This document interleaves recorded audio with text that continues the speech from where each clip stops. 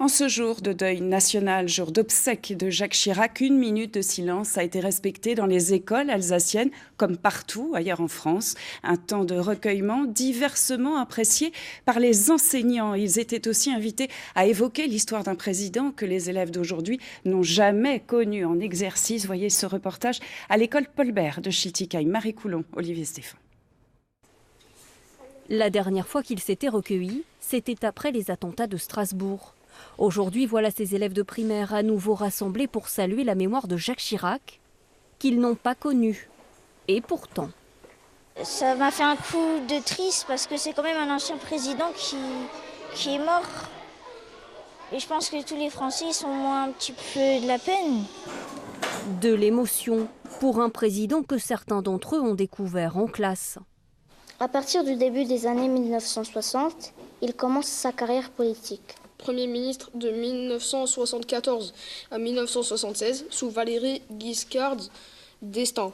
Hélène Bechtel fait partie des enseignants de cet établissement chilicois qui ont décidé de bousculer les programmes pour Jacques Chirac, évoquer son histoire, mais aussi celle de la République. Qu'est-ce que c'est que cette grande maison?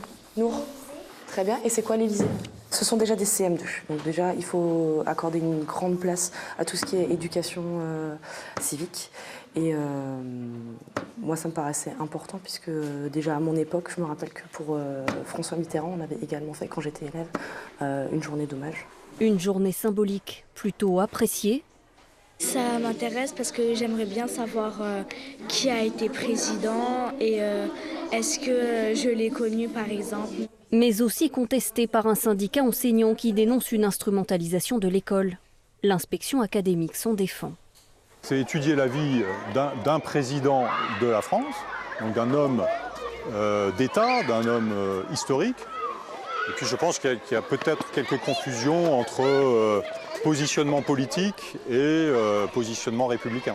Un hommage déjà initié pour d'autres chefs d'État et une première plongée dans la citoyenneté que ces écoliers ne sont certainement pas prêts d'oublier.